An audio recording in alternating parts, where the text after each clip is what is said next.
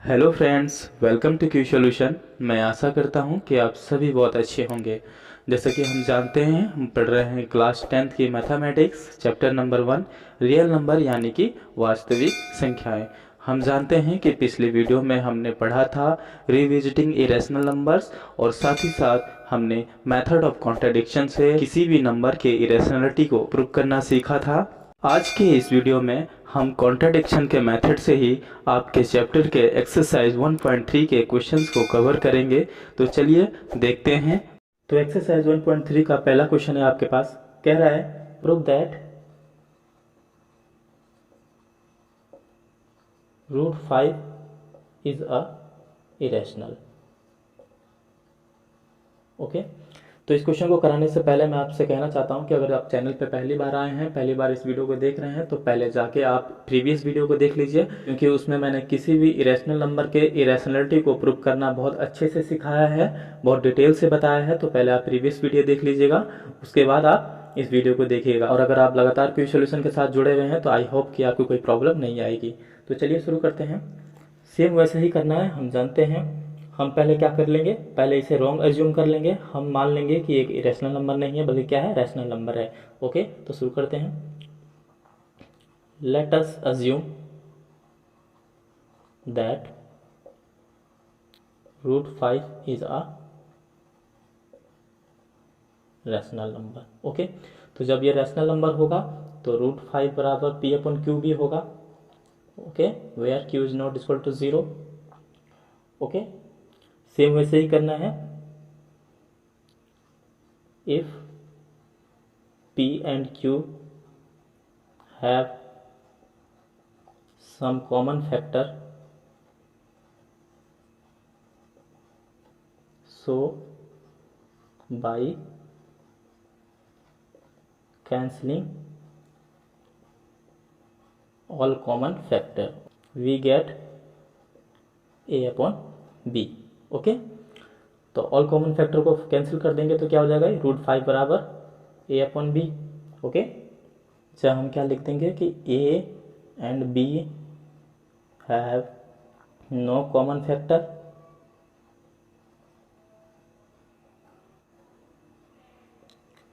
Other than 1, एक को छोड़ के कोई कॉमन फैक्टर नहीं है, and A and B are coprime number. Okay, मैंने आपको बताया था पिछले वीडियो में, काफ़ी डिटेल से हमने पढ़ा था, आपको याद होगा। ओके, तो हम इसको अब क्या लिख सकते हैं, √5 B = A लिख सकते हैं। आप स्क्वायरिंग बोथ साइड कर दीजिए, स्क्वायरिंग बोथ साइड। तो यहाँ से आपको क्या मिलेगा, 5B² = A² मिलेगा। ओके, आप क्वेश्चन नंबर 7 मान लीजिए। ओके, तो इसको हम किस तरीके से लिख सकते हैं, B² = A² 5 लिख सकते हैं इसको। ओके, आप देख रहे हैं 5 जो है यहाँ पे A² को डिवाइड कर रहा है, तो हम लिख देंगे 5 डिवाइड A²। ओके, जब 5 A² को डिवाइड कर रहा है तो 5 A को भी डिवाइड करेगा, हम जानते हैं, हमने थ्योरम पढ़ी है। ओके, तो उसी थ्योरम के अनुसार 5 डिवाइड A। ओके, और जब 5A को डिवाइड करेगा तो कुछ ना कुछ उसकी वैल्यू आएगी। ओके, जब 5A को डिवाइड करेगा तो कुछ ना कुछ उसकी वैल्यू आएगी, उसको हम C मान लेते हैं। ओके, तो यहाँ से A = क्या हो जाएगा, 5C हो जाएगा। ओके, अब नाउ स्क्वायरिंग बोथ साइड कर दीजिए इसको भी।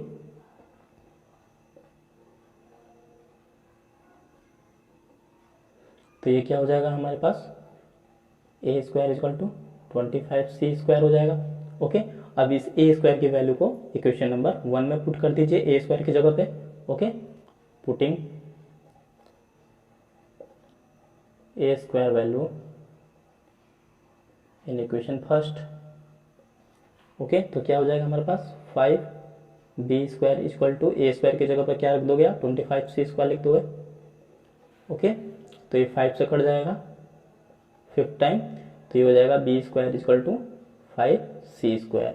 ओके, अब यहाँ से आप देखिए, इसको हम क्या लिख सकते हैं, इसको हम C² = B² 5 लिख सकते हैं। ओके, यहाँ पे आप क्या देख रहे हैं, 5 जो है बी स्क्वायर को डिवाइड कर रहा है। ओके, तो आप लिख दोगे यहाँ पे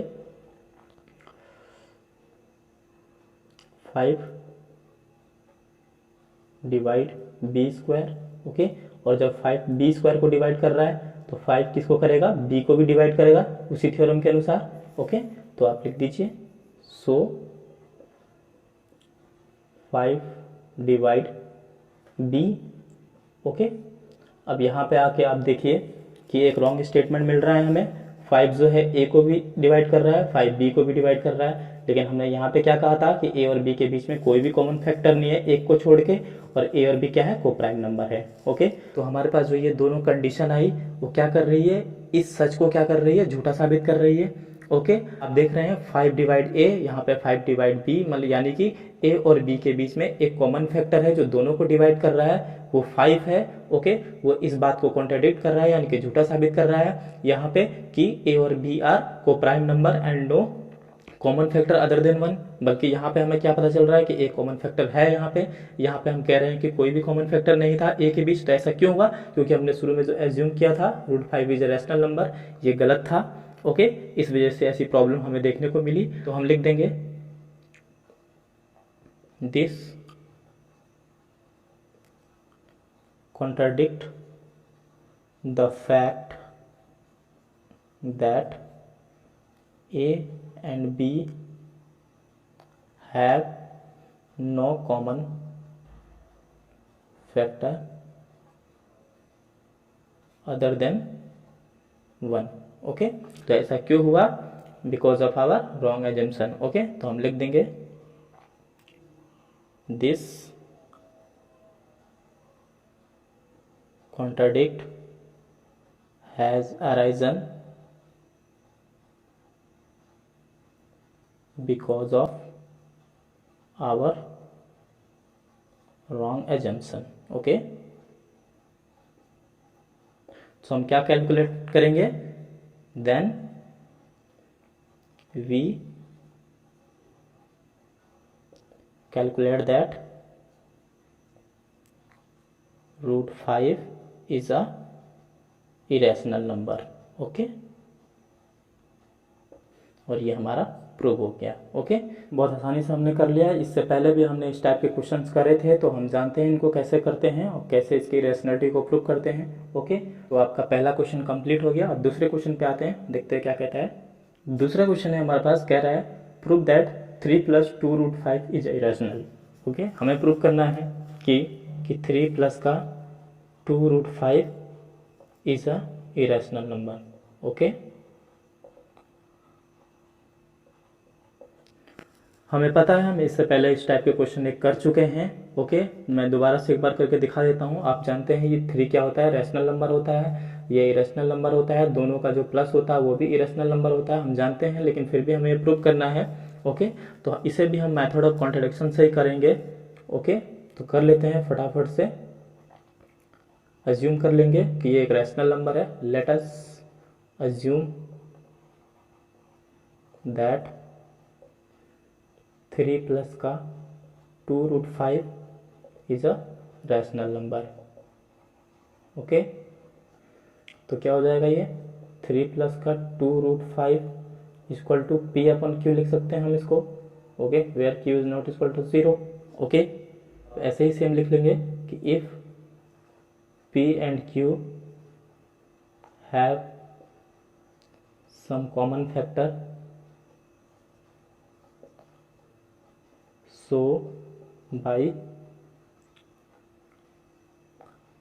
cancelling all common factor we get A/B। Okay, तो हम क्या लिख सकते हैं इसको, 3 + 2 √5 को A/B लिख सकते हैं। ओके, और वेयर आपको पता है कि A and B are integer और को प्राइम अदर देन 1। ओके, हम जानते हैं ये बात। तो अब क्या कर लेंगे, यहाँ से 2 √5 बराबर क्या हो जाएगा, ये A/B - का 3। ओके, अब √5 बराबर क्या हो जाएगा यहाँ से यहाँ पे आके 1/2 हो जाएगा, √2 डिवाइड हो जाएगा, तो ये हो जाएगा आपका 1/2 a/p माइनस का 3। तो √5 बराबर क्या हो जाएगा, यहाँ से मल्टीप्लाई कर दीजिए a/2b माइनस का 3/2। ओके, तो अब आप देखिए यहाँ से कि √5 क्या होता है, इरेशनल नंबर होता है, और ये पूरी संख्या क्या है, हमारी रैशनल नंबर है। ए और बी क्या है, इंटीजर है, तो ये रैशनल नंबर ही है, ये भी रैशनल नंबर ही है, उसका माइनस भी रैशनल नंबर ही होता है। रैशनल नंबर में से रैशनल नंबर को माइनस करते हैं तो रैशनल नंबर ही आता है। तो कुल मिलाकर ये पूरा क्या है, रैशनल नंबर है। और √5 क्या है, इरेशनल नंबर है, इससे पहले हम प्रूव करके देख चुके हैं। ओके, तो अब आप देखिए कि रैशनल नंबर कभी भी इरेशनल नंबर के इक्वल नहीं होता है। ओके, हम जानते हैं कि rational number is never equal to irrational number. Okay, तो जब ये सच्चाई हमें पता है तो हम कह सकते हैं कि √5 कभी भी a/2b माइनस 3/2 के इक्वल नहीं हो सकता है। ओके, तो जब ये इक्वल नहीं हो सकता है तो ये भी इक्वल नहीं हो सकता। ओके, क्योंकि इसी का रिजल्ट तो ये है। ओके, जब ये ही इक्वल नहीं होता ये इक्वल कैसे हो जाएगा। ओके, जब यहाँ पे ये गलत आ रहा है इसका मतलब ये भी गलत है। ओके, तो हम लिख सकते हैं सो 3 प्लस का 2√5 is never equal to p/q।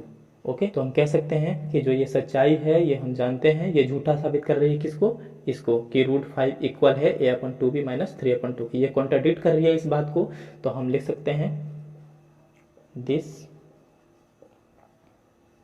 contradict the fact that √5 बराबर a/2b माइनस का 3/2। ओके, किस बात को झूठा साबित कर रही है, इस बात को झूठा साबित कर रही है कि √5 जो है वो a/2b माइनस 3/2 के बराबर होता है। ऐसा क्यों हुआ, क्योंकि हमने रॉन्ग एजम्पशन करा था। ओके, देखिए आप ये मत सोचिएगा कि जब √5 इक्वल नहीं हो सकता है यहाँ पे, तो हमने यहाँ पे इक्वल का निशान क्यों लगाया, हमने यहाँ पे इसे इक्वल क्यों किया। कि देखिए आप इस बात को समझिए कि जो हम ये कर रहे हैं ना, जो हम ये प्रक्रिया कर रहे हैं, हम ये मान के चल रहे हैं, अभी हम ये समझ के कर रहे हैं कि जो 3 + 2√5 है वो एक रैशनल नंबर है।